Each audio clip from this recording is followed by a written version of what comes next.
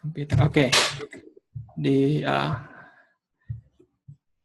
bagian selamat Sabat kepada mereka yang di Indonesia, di East Coast.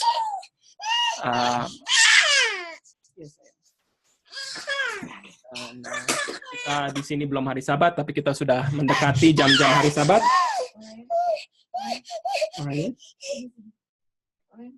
Orang, look at. Jen. Okay. Ya, maaf Orion lagi mau cari attention. Oke, so kita akan continue. Kita punya pelajaran dari minggu lalu. Sekarang saya hanya mau recap sedikit aja. Jadi 3 minggu lalu kita belajar tentang jantung, yaitu hati kita. Dan kita tahu di setiap tubuh kita, serat-serat tubuh kita, prinsip Alkitab, yaitu firman God's Law, hukum-hukum Tuhan ditulis dari jari Tuhan sendiri, ya. Jadi kita bisa lihat banyak aplikasi-aplikasi yang kita bisa dapat dari bagaimana jantung itu dibentuk dan fungsinya jantung. Yang salah satu kita dapat minggu lalu adalah jantung itu adalah main organ yang paling penting untuk kita punya circulatory system, ya. Circulatory system itu ya yang membawa darah ke seluruh tubuh kita. Dan kita tahu darah itu bisa dilambangkan oleh Yesus. Soalnya dia membawa kehidupan. Darah membawa oksigen, membawa nutrition, gizi, dan juga hormon ke seluruh tubuh kita. Dan juga dilambangkan oleh Yesus, ya. Di Leviticus, Imamat dibilang, darah itu kehidupan. Dan kita tahu Yesus adalah the way, the truth, and the life, ya, kehidupan. Ya. Dan juga darah mengambil kotoran-kotoran. Dan kotoran-kotoran itu juga dilambangkan dengan kita punya dosa, ya. Darah mengambil dosa-dosa. Yesus mengambil dosa-dosa kita. Ya. Ryan, please be. We're doing study right now, sayang. Ryan. Oke, sorry ya. Dan kedua, kita juga melambangkan bahwa di dalam hati waktu darah itu keluar dari aorta artery, yang arteri pertama keluar adalah branchiacephalus artery, yang itu melambangkan bagaimana gospel sama medical missionary itu satu, tidak bisa dipisah. Kalau kita lihat dari cabang arteri itu, ya, cabang satu itu ke tangan kanan dan ke otak kanan, yang melambangkan oleh gospel dengan medical missionary. Dan yang ketiga, kita belajar tentang jantung itu, waktu darah mendapat oksigen dari paru-paru, terus dari darah itu ke jantung, baru dipompa ke seluruh tubuh. Tapi yang dapat darah yang baru dikasih oksigen pertama, darah yang fresh with oxygen, yang dapat pertama adalah jantung itu sendiri. Dan itu kita ambil aplikasi bahwa tubuh itu adalah gereja dan jantung itu adalah family. Dan kita harus kasih kehidupan, yaitu kehidupan, yaitu Yesus pertama, yaitu firman Tuhan, kepada kita punya family pertama, ya. Dan juga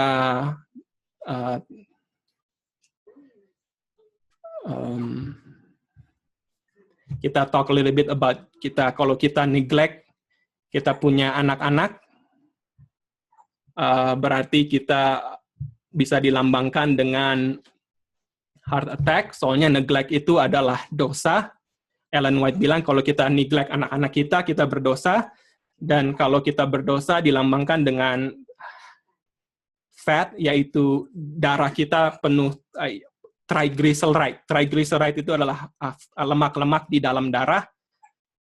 Dan kalau kita tidak kasih kehidupan Yesus Kristus kepada family kita, kepada anak-anak kita, kita berdosa dan itu dilambangkan sebagai darah kita banyak fat. Yang kalau darah kita banyak fat, liver kita akan memproduksi banyak LDL, kolesterol yang tidak bagus, dan kolesterol itu akan menjadi keras, ya, akan menjadi plaque di dalam kita punya arteries, dan kalau menjadi plaque di coronary arteries, itu akan melambangkan heart attack. Dan juga kita talk about worldly education, di mana kalau kita kasih worldly education, itu education yang tidak, fondasinya tidak Alkitab, tidak Yesus Kristus, kita mengasihi sama dengan heart attack, yaitu kita banyak fat di dalam darah kita yang akan lead ke dalam heart attack. Dan Kak Ralph last week membawa satu point yang bagus juga, di mana Daniel, Sadrak, Mesak, Abednego, dan Joseph juga dipakai untuk pergi ke universitas-universitas dunia. Memang itu poin yang sangat valid, sangat betul, dan saya juga mau tambah juga, saya ingat orang-orang Waldenses, mereka juga mereka kirim anak-anak mereka ke universitas dunia pada waktu zaman mereka, ya. Dan di dalam universitas itu mereka mengasih, distribute Alkitab. Biasanya mereka ada Alkitab. Ya, itu memang sangat betul. Dan tapi kita sebagai orang tua, kita ada responsibility, ya. Kita ada responsibility apa sih? Tanggung jawab kepada anak-anak kita, ya. Kalau anak kita yang menginfluence mereka di sekolah, itu bagus. Tetapi kalau anak-anak kita yang di-influence, kalau kita kirim mereka sekolah, itu sangat bahaya, ya. Jadi kita sebagai orang tua ada pertanggung jawab. Kita harus lihat, kalau kita pikir Tuhan sudah, itu kehendak Tuhan untuk anak-anak kita pergi ke sekolah dunia, itu tergantung orang tua, ya. Saya sebagai teman, sebagai orang lain tidak bisa judge, ya, tidak bisa menghakimi, ya. Soalnya yang dia akan bertanggungjawabkan bukan saya, yang akan bertanggung jawab adalah orang tua, ya, sebagai orang tua yang mengirim anak ke sekolah dunia, ya. Jadi kita harus lihat anak kita, kalau anak kita yang influence orang lain, berarti mereka dapat fondasi yang kuat, ya. Dan seperti Daniel, Sadrak, Mesak, dan Abednego. Tetapi kalau kita lihat mereka yang di-influence, itu sangat berbahaya. Soalnya saya tahu setan sangat kerja keras untuk anak-anak kita, ya. Jadi kita harus pay attention, ya. Dan juga kita jangan seperti Jehu, ya. Pelajaran yang Kak Ralph kasih beberapa minggu yang lalu tentang Jehu itu sangat-sangat bagus sekali. Kita jangan mementung-mentung orang, soalnya ini subjek yang sangat sensitif dan subjek yang sangat personal, ya. Ini tergantung family, tergantung orang tua, ya. Saya hanya bisa kasih concern, hanya bisa kasih saya punya apa yang saya sudah baca, saya punya concern, dan tergantung orang-orang tua whether or not kalian mau send anak-anak ke sekolah dunia atau tidak, ya. Tapi kita lihat Tuhan itu di Amos 3 ayat 7, Tuhan selalu reveal it, dia mengasihi, dia punya kehendak melalui nabi Tuhan, ya. Dan nabi Tuhan untuk zaman kita adalah Ellen White, ya. Makanya saya anjurkan orang tua yang ada anak yang udah mungkin umur sudah 17-18 yang sudah selesai sekolah homeschool, dan apa yang mau dibikin next sesudah homeschool. Jadi itu tergantung, ya, kita harus baca apa yang prophet kita tulis. Soalnya Tuhan reveal it, dia punya kehendak, his secrets unto the prophet. Ya. Jadi, dan kalau saya baca Nyonya White sangat very clear ya, sekolah higher school, higher education, yang paling bagus adalah sekolah yang biblical foundation. Ya. Dan again, itu semua tergantung orang tua. Dan kalau saya lihat satu example di School of the Prophets, ada perempuan muda yang namanya Tamina Blazing. Saya pikir, waktu I did some research, I think dia about 21 years old. Tapi ini jangan quote me ya. Dan dia udah di School of the Prophet udah 3 tahun. Jadi mungkin dia dari umur 18 dia udah masuk School of the Prophet ya. Jadi dia nggak ke sekolah dunia, dia ke School of the Prophet, yaitu sekolah yang foundation-nya Alkitab. Dan kalau kita lihat video-video dia sekarang sangat powerful ya. Dia sangat tahu itu foundational reform line dan semua itu sangat powerful. Jadi kita tahu midnight sudah dekat, ya. Jadi apa motif kita untuk send anak-anak kita ke sekolah? Itu akan dipertanggungjawabkan dan hanya Tuhan yang bisa menghakimi ya. Saya sebagai teman tidak hanya bisa concern, bisa express my concern, tapi ini adalah pertanggungjawab orang tua masing-masing. Ya. Dan kalau untuk experience saya waktu dulu memang sangat di dunia, dan saya tahu bagaimana daya tarik dunia itu sangat kuat sekali ya, sangat kuat. Dan kalau saya di posisi itu, saya pasti akan jatuh. Makanya saya tidak mau mendapat posisi itu, ada posisi itu atau lebih baik jauhkan. Ya. Tapi ya ini tergantung orang tua masing-masing. Ya. Soalnya anak saya masih bayi, jadi tidak sekolah untuk anak-anak masih jauh in the future. Dan ini tergantung orang tua ya. Oke. Jadi itulah recap dari minggu lalu. Ada question, ada comment. Kalau tidak ada, kita lanjut. Ya. Kita mau share screen dulu.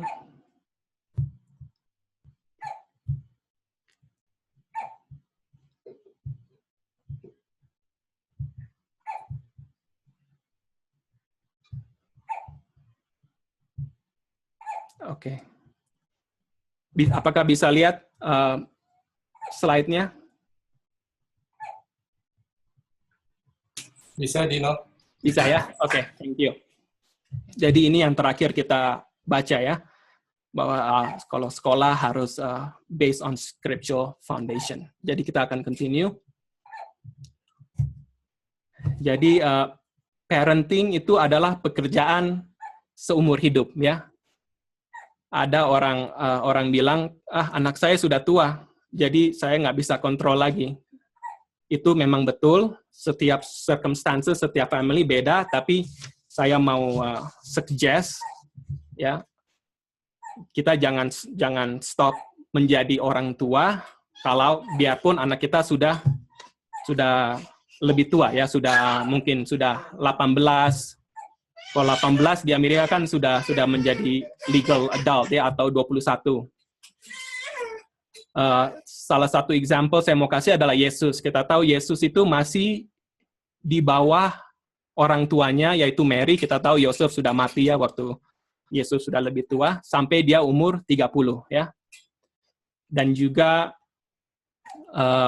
kalau kita lihat di Genesis, laki-laki dan perempuan meninggalkan orang tua menjadi satu, yaitu di perkawinan ya. Jadi biarpun anak kita sudah lebih tua, tapi kalau mereka belum kawin, mereka itu according to the biblical principle di Genesis masih di bawah orang tua ya.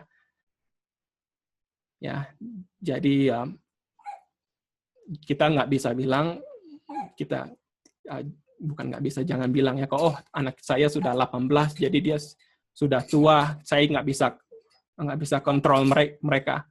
Itu tidak itu ya. Dan kita akan baca Ellen White, bukan hanya sampai kawin, bukan hanya sampai 30, tapi ini pekerjaan seumur hidup, ya.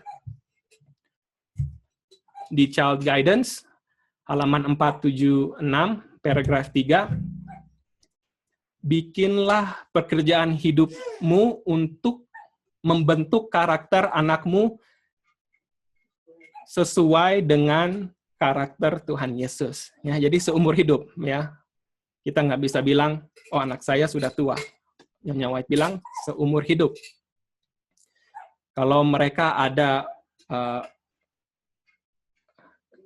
perhiasan di dalam, dan mereka sangat lemah lembut dan sangat tidak ribut, itu adalah gara-gara kamu sebagai orang tua selalu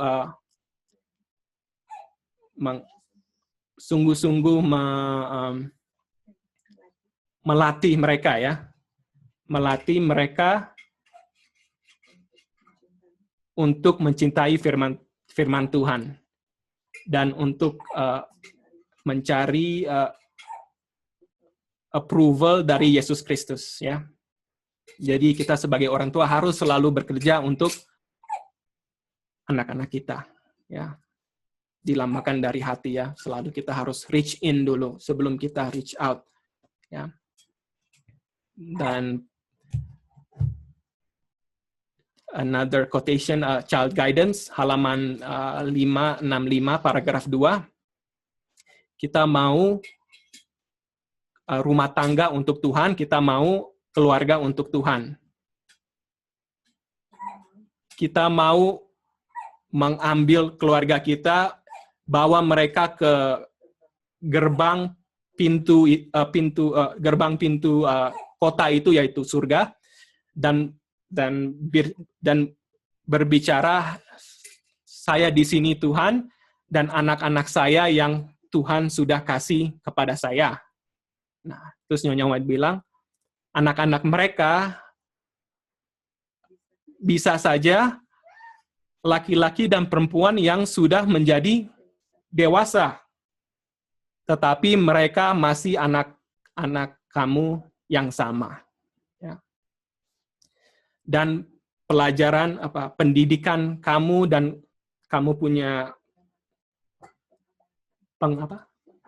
pengamatan terhadap mereka sudah diberkati Tuhan sampai mereka menang, ya, overcomer.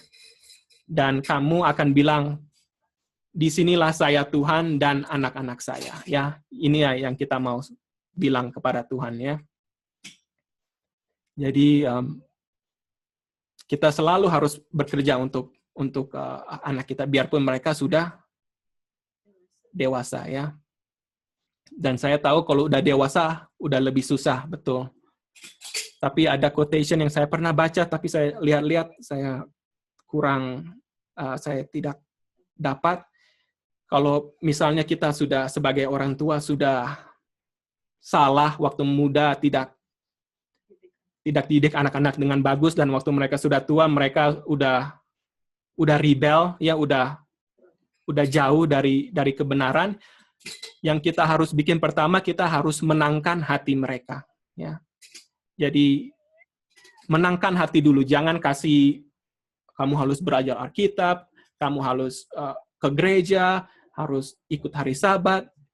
Kita harus menangkan hati mereka dulu. Waktu kita sudah menangkan hati mereka, baru kita menangkan jiwa mereka, ya. Mereka punya soul, ya. Ntar ya, kalau saya dapat itu saya akan kasih. Jadi kalau anak kita sudah rebel, sudah lewat, sudah lebih tua, kita harus menangkan hati. Dan salah satu, kita harus spend time sama mereka, ya. Spend time sebagai teman, ya. I think Nyonya bilang kita harus spend time sebagai teman supaya kita menang hati mereka. Dan waktu kita sudah menang hati mereka, baru kita menangkan jiwa mereka. Dan kalau ada comment, ada question, ya please let me know. Jangan, saya mau ini lebih interaktif ya. Lebih mantap kalau lebih interaktif. Oke. Jadi sebagai orang tua, kita adalah sebagai gardeners, orang yang bekerja di gardener, orang yang kerja di apa? Di garden ya. Makanya sangat bagus sekali kalau kita ke country ya. Soalnya kalau kita ke country kita bisa, mungkin di kota juga bisa ada garden ya. Tapi lebih bagus di country ya. Soalnya bagaimana kita bekerja tanam-menanam, saya sekarang lagi mau tanam kale sama Swiss chard dari seed ya. Jadi kalau tahun lalu saya tanam dari kita beli tanamannya udah agak besar ya. Tapi tahun ini saya mau start dari seed dan sangat delicate sekali ya. Harus temperature-nya nggak boleh terlalu panas, nggak boleh terlalu dingin, harus ada sunlight, harus ada light, lampu ya. Jadi saya bisa relate itu bagaimana kita harus bekerja untuk anak-anak kita ya. Soalnya waktu mereka baru dari seed, baru mau sprout, sangat delicate. Kalau kena dingin sedikit, bisa langsung mati ya. Marilah kita bagaimana kita sebagai orang tua itu seperti orang yang bekerja di ladang ya. Tuhan sudah mempercayakan orang tua Solem itu, satu yang sangat serius ya, bukan main-main, dan pekerjaan yang suci ya. Mereka harus cultivate ya, harus memupuk, mengolah dengan sangat hati-hati tanah, yaitu tanah hati ya, dan kita akan belajar tentang hati ya. Dan kalau mereka kerja sangat hati-hati, mereka sama seperti mereka bisa menjadi pekerja bersama-sama dengan Tuhan ya.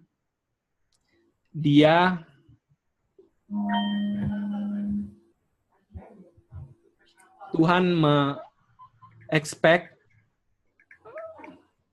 ya, mengharapkan mereka untuk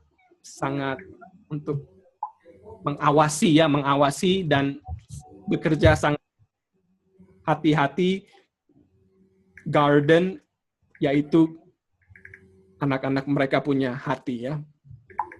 Harus sow the good seed.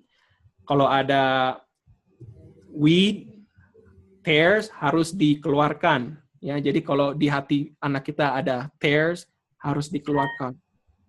Semua karakter yang tidak bagus, semua kesalahan harus dipotong ya. Kalau itu tidak dipotong, ini akan merusakkan keindahan karakter anak-anak kita ya. Orang tua, rumahmu sendiri adalah ladang pertama di mana kamu harus bekerja. Precious plants, ya, tanaman-tanaman yang sangat berharga, yaitu anak-anak kita, mereka itu perlu kita punya care yang pertama, ya, care, kita punya pedulian, penjagaan yang pertama. To you it is appointed to watch for the souls as they must give account. Jadi kita akan dipertanggungjawabkan. Makanya kita harus selalu melihat ya jiwa mereka itu bagaimana. Dan kita harus sangat hati-hati dengan pekerjaan ini ya. Soalnya sangat important. Kita ada sebelum kita satu ladang yang harus kita kerja. dan Tuhan akan mempertanggungjawabkan kita dengan apa yang pekerjaan kita, Tuhan akan mempertanggungjawab pekerjaan kita dengan apa yang Dia sudah kasih ke tangan kita, yaitu anak-anak kita. Ya. The precious plasma Jadi, first care saya punya care yang jadi sebagai itulah kita punya mission. Our home mission is our first mission, ya. Kalau kita mau ministerlah kepada anak-anak kita. Soalnya Tuhan waktu dihakimi, Tuhan tidak akan tanya orang-orang di Cina bagaimana, orang-orang di Kanada bagaimana, orang-orang di Indonesia bagaimana. Yang Tuhan akan tanyalah anak-anakmu, ya. Oke.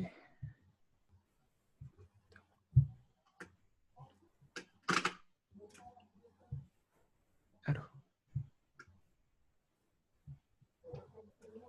Tunggu, sorry ya. Oke, sorry, it's okay. Oke. Jadi marilah kita reach in, ya, especially to our family first. Oke, sekarang saya mau kasih satu suggestion, ya, kepada orang-orang tua. Suggestion apa, sayang? Anjuran, ya, anjuran bagaimana kita bisa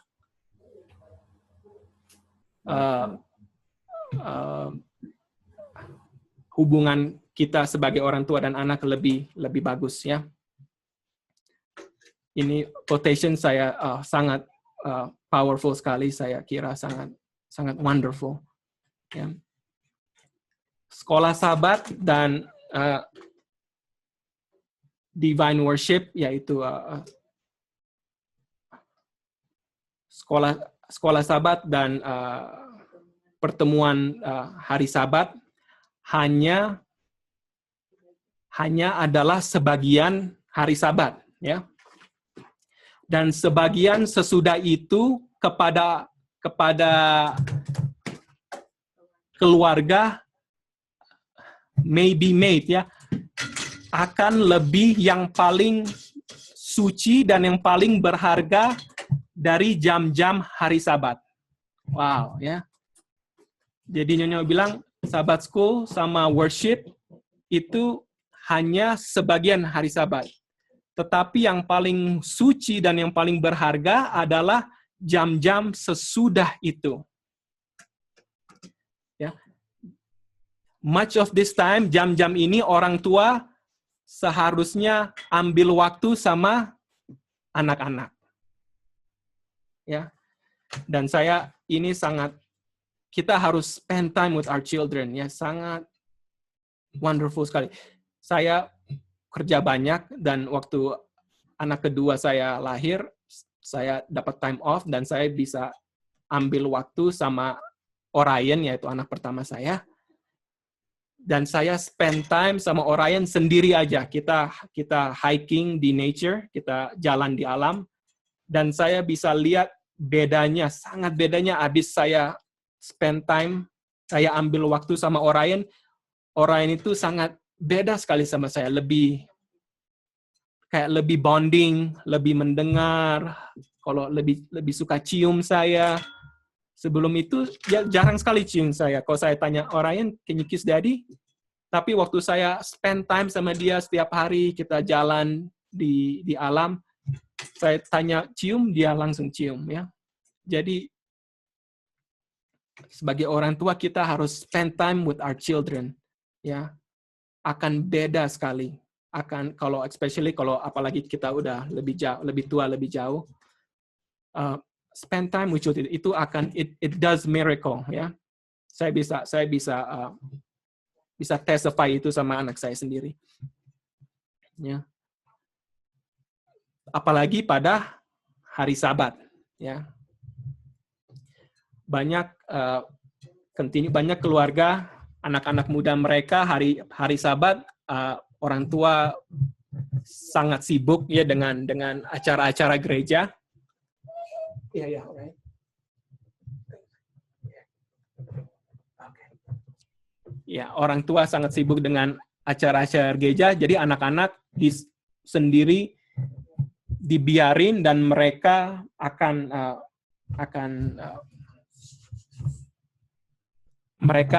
bikin hal-hal yang tidak bagus ya. Dan kepada mereka hari Sabat itu tidak ada kesuciannya ya. Jadi kita harus spend time with our children. Terus habis ini paragraf sesudah ini Nyonya White akan kasih bagaimana kita spend time with our children pada hari Sabat, yaitu akan bikin hari Sabat itu lebih waktu kita spend time dengan anak-anak kita pada hari Sabat itu lebih suci dan lebih berharga daripada Sabbath School dan worship, divine worship ya. Ini paragraf sesudahnya ya.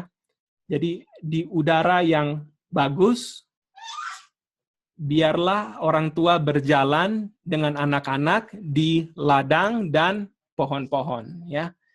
Jadi yang paling bagus sesudah kita worship hari Sabat, kita pergi ke alam sama anak-anak kita. Ya. Di dalam alam yang sangat indah, bilanglah kepada anak-anak kita kenapa Tuhan menginstitusi hari Sabat. Ya. Bicara, kasih tahu kepada mereka bagaimana pekerjaan Tuhan yang besar untuk menciptakan dunia ini. Bilanglah kepada mereka bahwa dunia ini datangnya diciptakan dari tangan Tuhan dan sangat mulia dan sangat indah ya. Setiap bunga, setiap pohon rendah, setiap pohon tinggi, setiap semua itu menjawab purpose apa saya? Tujuan dari pencipta, yang pencipta ya. Semua everything upon the eye, semua di dalam yang kita lihat sangat indah dan akan memenuhi pikiran kita dengan cinta Tuhan ya. Cinta Tuhan ya. Jadi ini ya, kalau kita lihat bagaimana Tuhan itu sangat cintai kita, dia menciptakan semua yang sangat bagus, sangat indah pada hari Sabat, kita akan lebih mencintai Tuhan ya. Dan ini adalah motif yang sangat bagus ya. Kita sometimes kalau kita saya nggak mau bilang profesi itu tidak bagus, kita sangat perlu profesi. Tapi yang sometimes saya experience kalau kita belajar profesi, sometimes kita sangat takut. Ya, oh Tuhan sudah mau datang, kita punya close of probation midnight. Aduh, sudah dekat sekali. USA sudah mau berperang sama Rusia. Kita sudah lihat sign-sign-nya. Itu sangat perlu. Tapi bisa gara-gara kita study profesi, motif kita bukan cinta ya. Motif kita, oh Tuhan sudah mau datang, sudah dekat.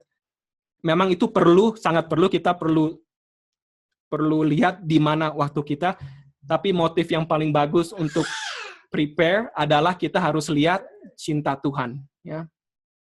Tapi probably sangat perlu. Soalnya kita manusia sangat procrastinate ya.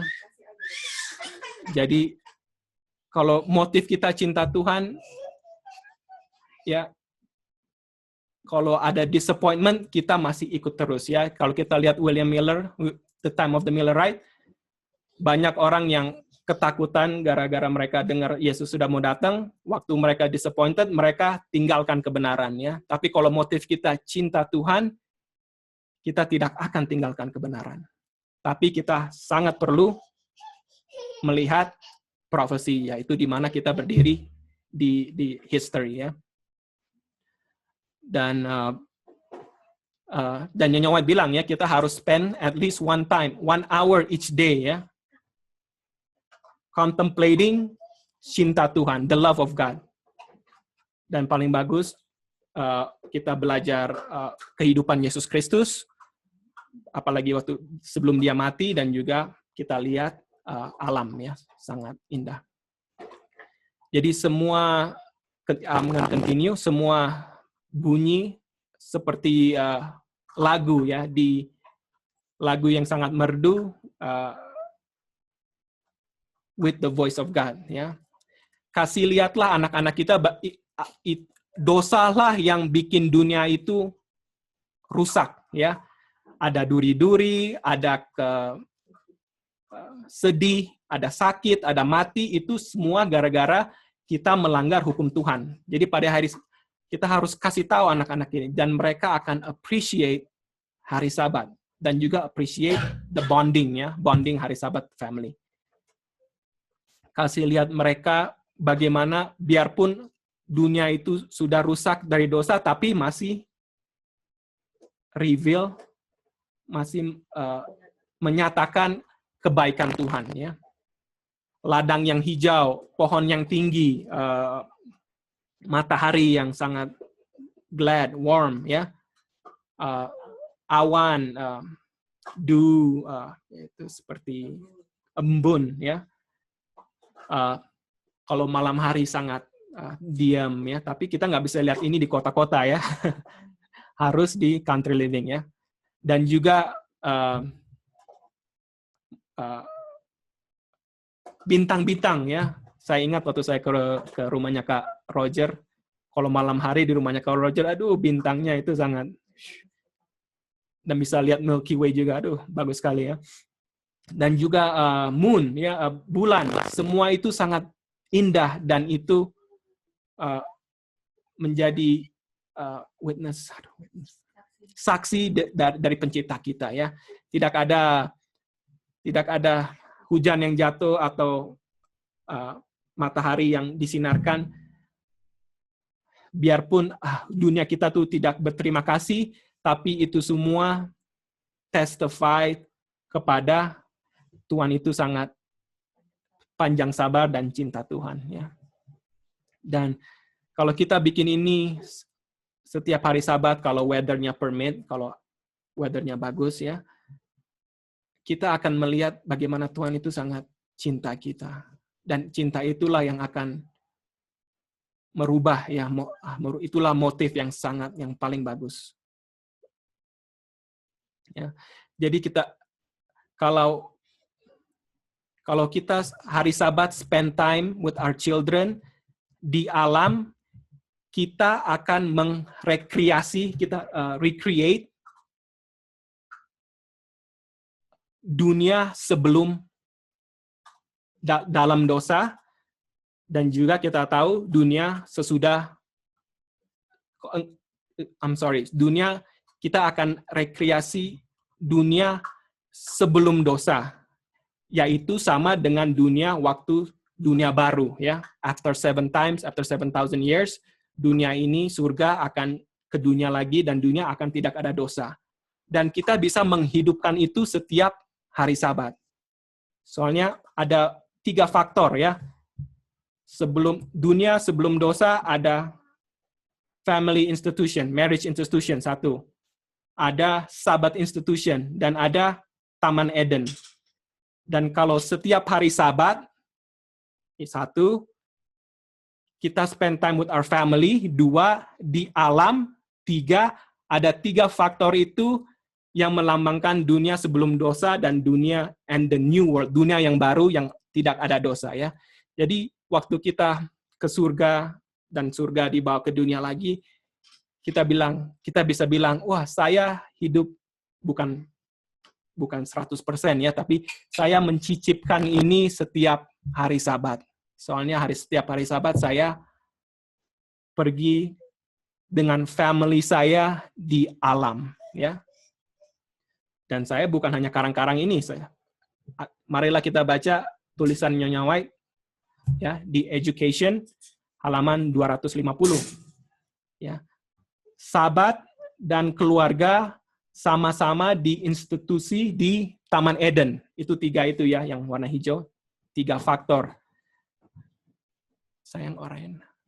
Dan inilah purpose Tuhan, tujuan Tuhan, mereka itu tidak bisa dipisahkan. Di hari ini, lebih dari hari yang lain, sangat bisa, it is possible untuk kita untuk menghidupkan kehidupan Eden, ya. Nyonya White sudah bilang sendiri ya, jadi itu bukan saya yang karang-karang,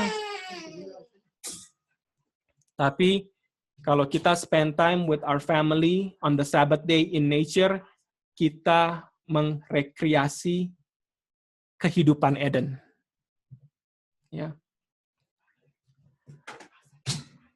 Sangat wonderful. Jadi waktu kita di surga, kita bilang kita sudah cicipkan ini setiap hari Sabat. Ya, Tuhan itu sangat wonderful. Dia punya, makanya hari Sabat itu dengan family adalah dua institusi yang sangat, itu Nyonya White bilang itu hadiah untuk manusia.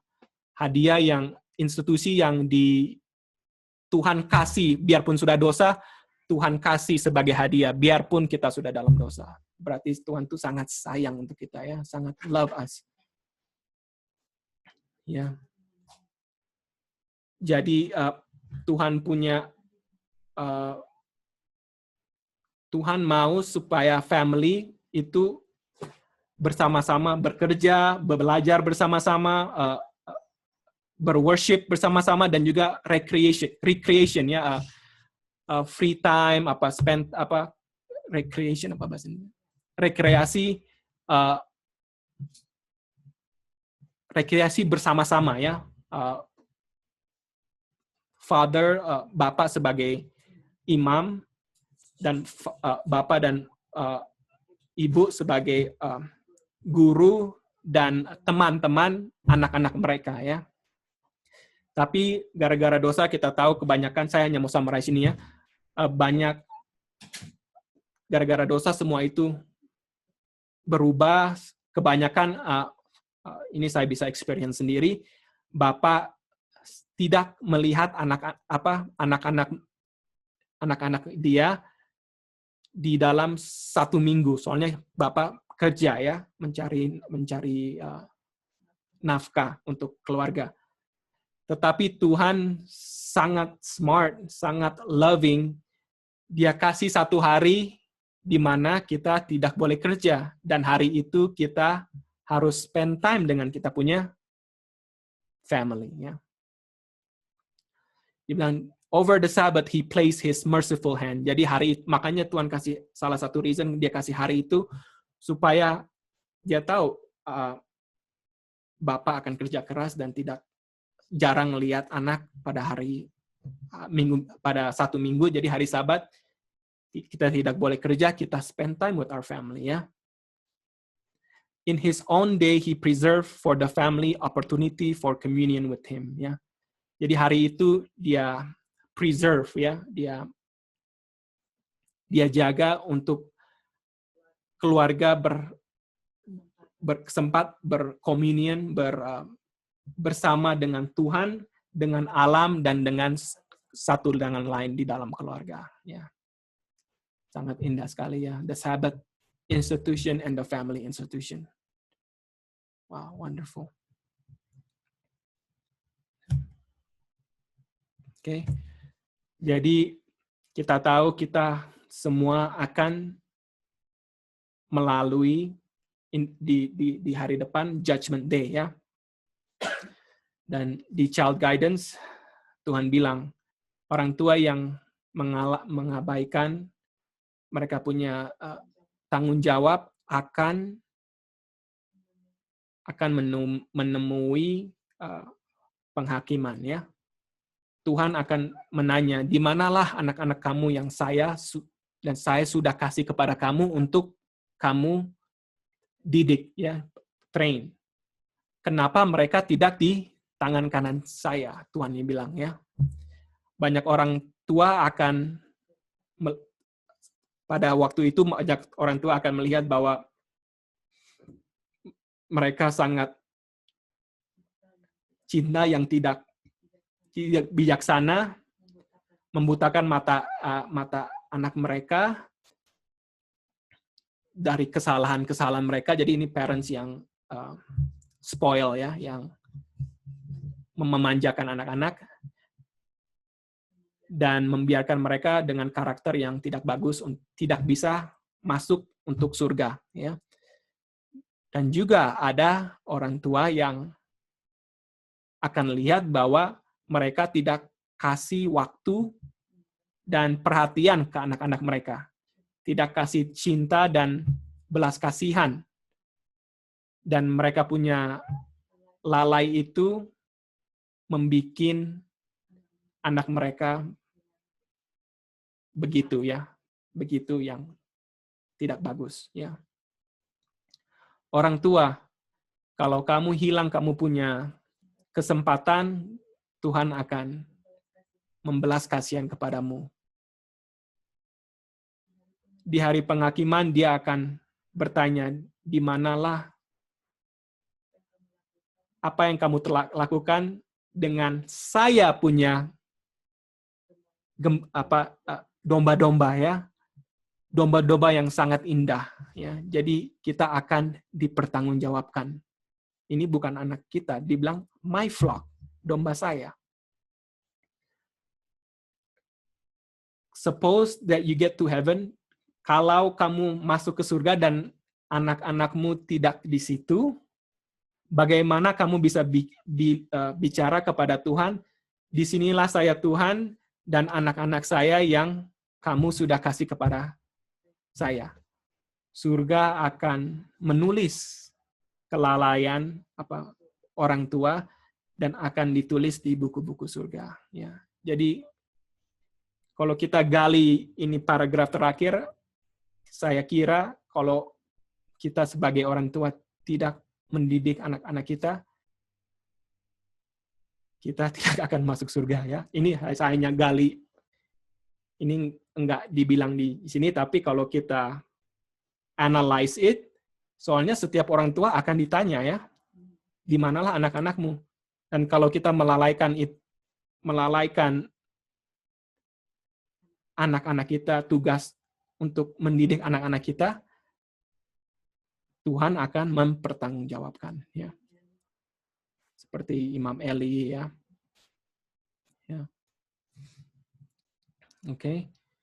Jadi akan dipertanggungjawabkan ya sebagai orang tua. Ya, tapi saya mau kasih tahu, thank you Joy. Semua kasus beda ya. Ada juga orang tua yang misalnya sudah salah, tapi sesudah itu dia memang dengan sepenuh hati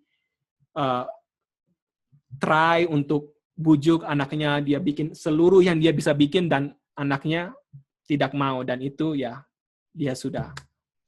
itu adalah story yang lain ya. Tapi kalau kita melalaikan, kita neglect, kita akan dipertanggungjawab. Dan ini slide yang terakhir ya, dari Adventist Home. Evidence.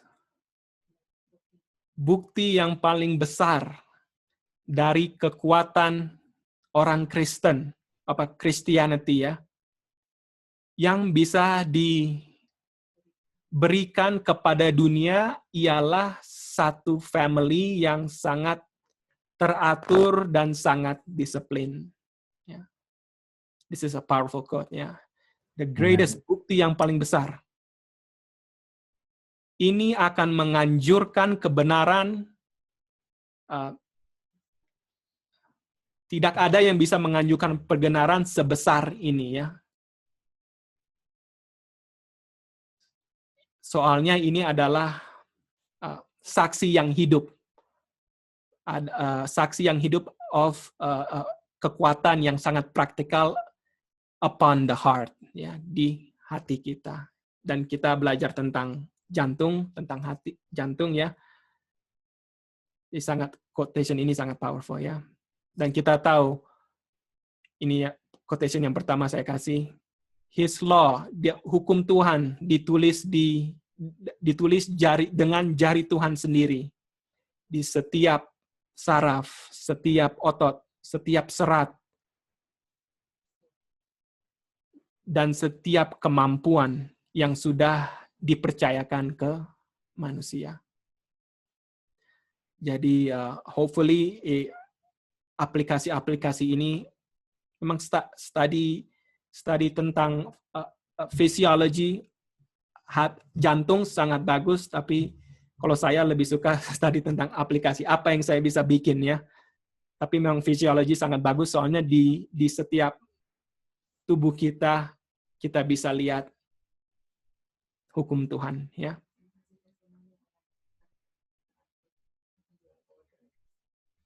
Iya, dan masih ada waktu di sini, saya mau kasih satu testimoni.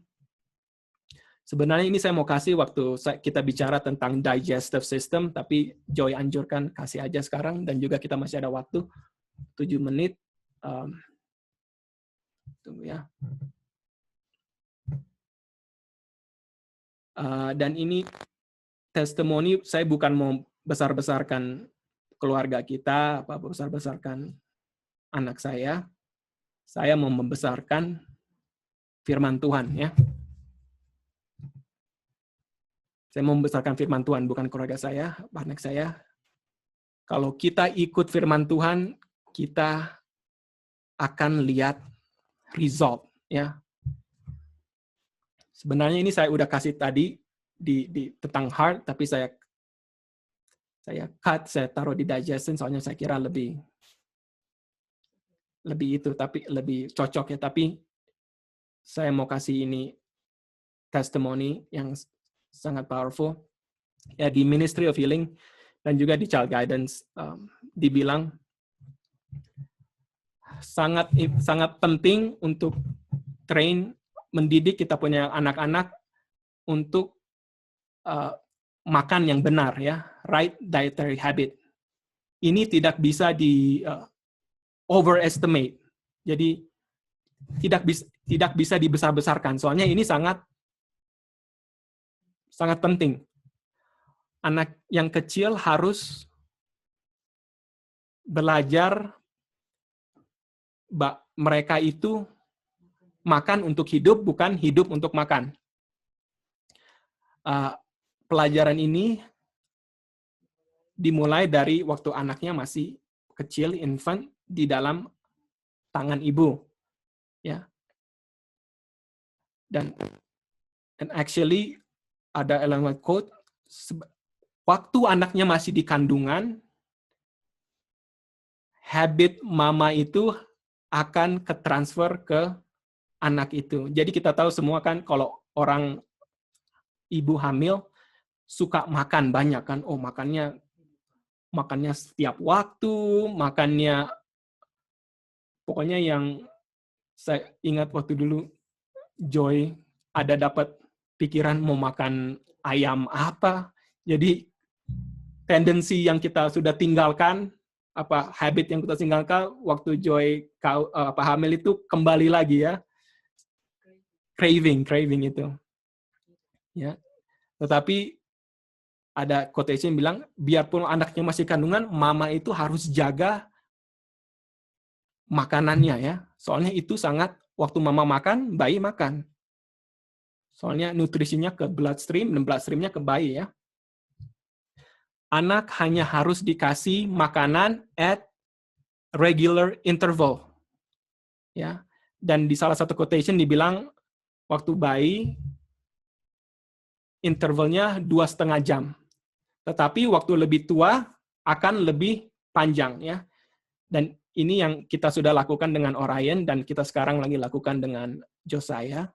Josiah kalau makan sekarang 2,5 jam ya. Kalau dia nangis sebelum itu kita tidak kasih. Soalnya kita mau mengikuti firman Tuhan dari Nyonya White. Dan kita sudah ikuti di Orion dan kita sangat bahagia sekali result-nya ya yang kita lihat. Again, saya bukan mau besar-besarin Orion, keluarga saya mau besar-besarin firman Tuhan. Kalau kita ikut firman Tuhan, ya, dengan pengalaman ini saya punya faith in the Word of God lebih menambah, ya, lebih menambah. Dan hopefully akan bertambah-tambah terus as I continue to study the Word of God and also as I continue to train my children. That waktu undang-undang hari Minggu datang, saya punya faith, saya rather die than untuk disobey. God's word. Ya. Oke, continue quotation ini. Anak tidak boleh dikasih makanan yang manis dan makanan orang-orang tua, ya. Dan sangat susah. Memang saya tahu waktu kita makan, Orion selalu dia mau makanan-makanan kita, tapi tidak boleh, ya. Dia ada makanan. Saya bilang, Orion, this is not your food. You eat your food, ya. Terus dibilang care and regularity. Kalau kita peduli dan teratur makanan anak bayi, bukan hanya akan promosi kesehatan, dan itu akan bikin mereka lebih diam dan mereka punya temper lebih manis. Ya. Dan saya sangat percaya ini. Soalnya itu saya sudah lihat di Orion. Ya. Dan waktu misalnya kita travel, kita punya family, waktu dulu kita ke California, dan makanannya kalau kita travel kan sangat susah, dan waktu dulu tidak teratur. Aduh, dia sangat nangis di sini, nangis di situ. Cranky kelihatan sekali, ya. Jadi, sangat important ini. Kita bisa lihat, saya bisa personally lihat di anak saya, ya. Dan ini akan lay fondasi habit yang akan menjadi berkat kepada mereka di waktu mereka lebih tua. Ya. Jadi dengan testimoni ini saya anjurkan, ya, banyak sekali testimoni ya, di child guidance, di sebagai orang tua, dan juga bukan orang tua juga, ya, tentang makanan, tentang kesehatan. Nah, kalau kita lakukan, itu akan menjadi satu berkat untuk kita dan untuk keluarga kita, ya. Dan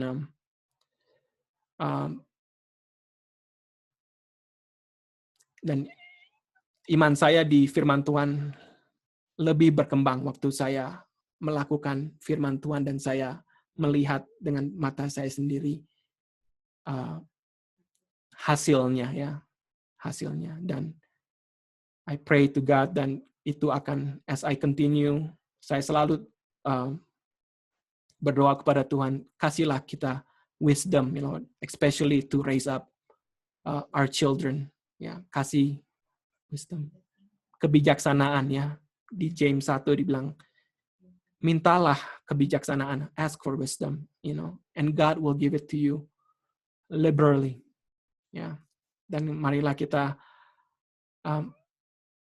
ya, sekarang kembali ke heart, ya, marilah kita reach in ke kita punya family, ya. It's my concern, my burden. Mereka adalah hati, ya, dilambangkan hati dari tubuh kita. Kita harus kasih kehidupan firman Tuhan kepada mereka pertama-pertama. Kita harus menjadi home missionary kepada Tuhan. Dan kalau kita faithful di kita punya family, I guarantee Tuhan akan membuka jalan untuk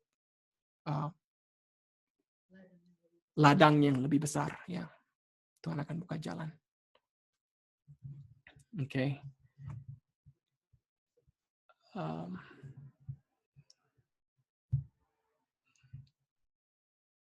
Oke, apakah ada pertanyaan?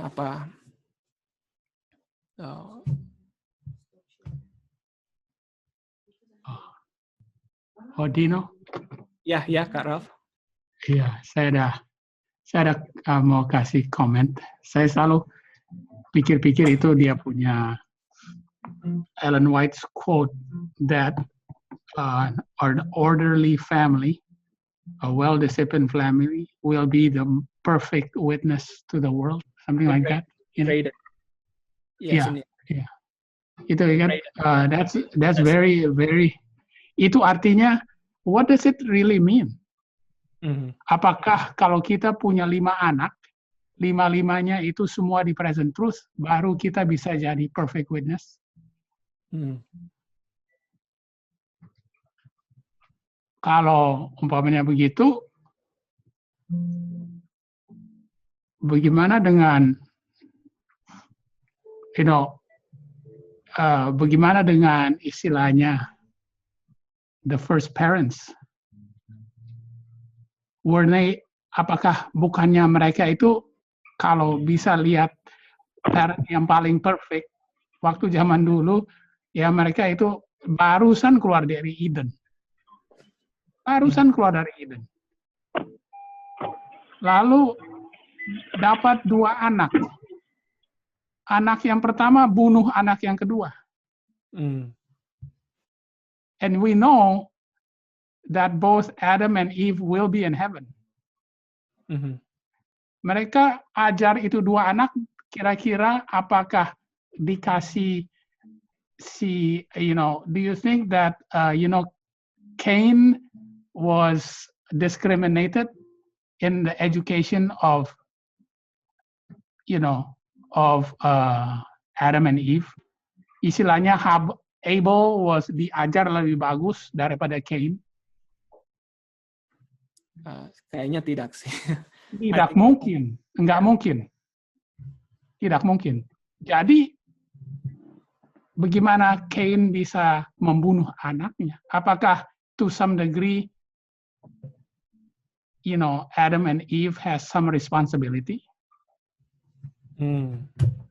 I would think so. Oh yes, of course there is some responsibility. Tapi yang kita udah tahu bahwa Adam dan Hawa pasti udah minta ampun. Betul, betul. Karena kalau enggak, ya bagaimana mereka nggak mungkin masuk di surga? Karena we know for sure Adam and Eve will be in heaven. Itu udah guarantee. Apakah nanti di surga ditanya, akan dipertanggungjawabkan, Adam, mana si Cain? Where is Cain? Tidak. Yeah, so you know what? Ini yang tadi istilahnya saya punya pertanyaan. So where is the ordered family then? Mana ordered family? Where is the ordered family of Adam? The ordered family of Adam is when Cain left. Right? Betul? Because that's the ordered family. It's a disciplined family, right? Karena di situ udah nggak ada lagi Cain. This is a very tough for us because we're parents, and our children are not perfect. We're not perfect. It's a tough thing for us. Yeah. But to have an ordered family doesn't mean that all our children will be all Abels. Ya. Jadi pertanyaan saya gini. Kalau kita baca Zechariah 2 verse 8, this is a very famous Zechariah 2 ayat 8. What is the apple of God's eye? What is the apple of God's eye? Zechariah 2 ayat 8 coba. Anybody wanna read? Kita udah tahu kan? Itu kalau baca Zechariah 2 ayat 8 apa itu? What is the apple of God's eye? The apple of God's eye is his children, right? Ya kan? Ya, kalau ada enemy who's gonna touch the apple of his eye, what is he gonna do? Oh, you better be careful. Because my children, the children of God is his apple of his eye, right? Ya, itu udah, that's very, ini kan, ini sangat jelas. Tapi dia juga bilang di Matius 5 ayat 29. What happens if your eye offends you? Cungkil. That's right. So, jadi saya punya ini, lihat, saya bisa lihat ya. One eye is Abel, the other one is Cain. What happens? Like, to have an ordered family and a disciplined family, Cain has to go, right? So in that case, kita ini, we're living in a reality, we're living in reality. But to have an ordered family, istilahnya Tuhan itu punya anak-anak Philadelphia, is Philadelphia God's children? Of course. What about Laodicea? Is Laodicea God's children? Mhm. Yes. God died for Philadelphia and Laodicea, correct? Mhm. So why is God going to spew out Laodicea? Because God needs an ordered family. And you cannot have Laodicea in there to have an ordered family, right? Yeah, this is ya, jadi tambahan aja, just for a matter of discussion. But you can see the ordered family, what it really means. You have to be able to have a family that yang semua takut kepada Tuhan, kan? Follow the law of God, Mhm. and everybody is under His wings and behaving like His eye, right? That they are precious, right? Because otherwise, He's gonna spew you out. He's gonna pluck you out, right? Same That's thing. Okay. Okay. Thank you, Carol. Anybody? Yeah. Okay. Ada anybody else have any? Kadino, could you go to that one slide where it says the portion, the remaining of the Sabbath should be spent with children, something Okay. like the Sabbath school?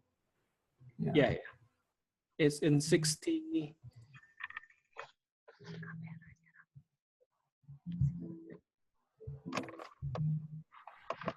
There's something in that quotation that reminded me of another quotation that I read. Just addition.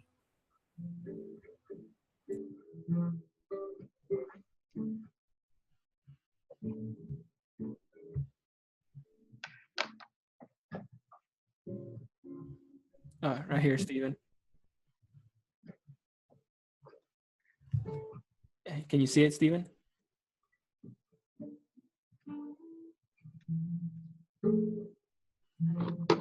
Can you see it, Stephen? Yeah, I can see it.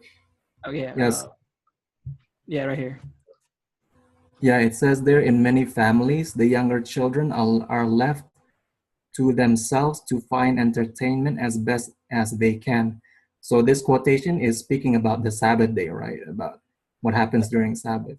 Yeah, Yeah, I just, that's right.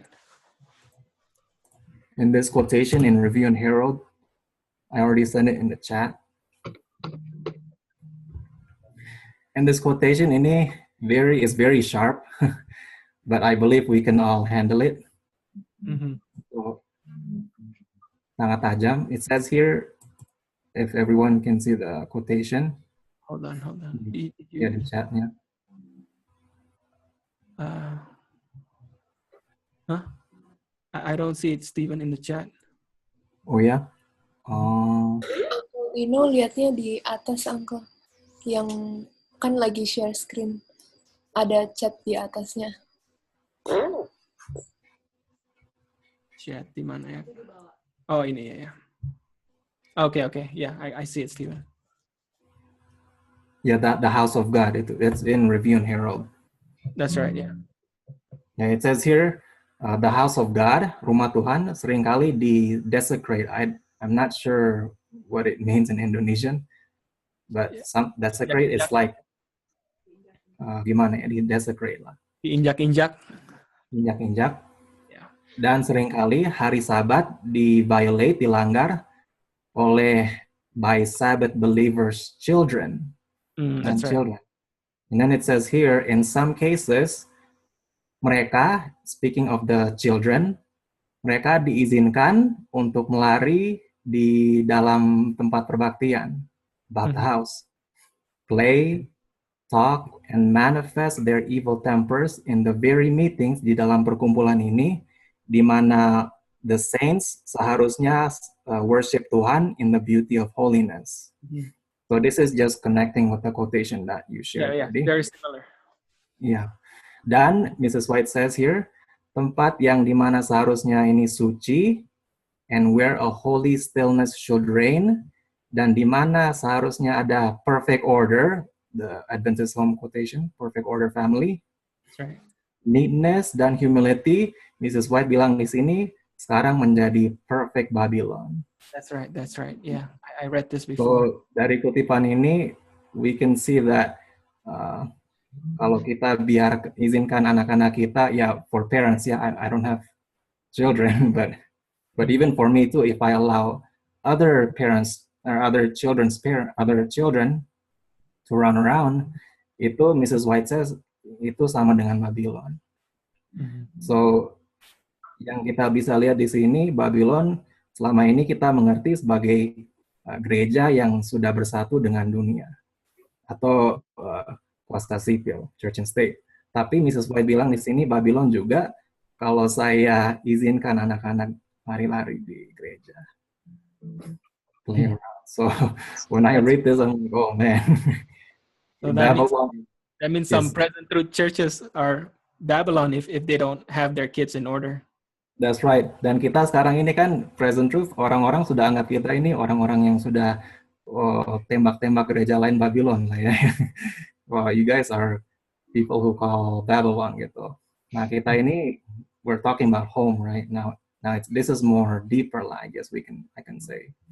It's not just about church and state, tapi juga it ties with the home. That's right. A very powerful quotation. Yeah, it's very powerful quotation. Because Ellen White obviously does not confine Babylon to just a fallen church. Right.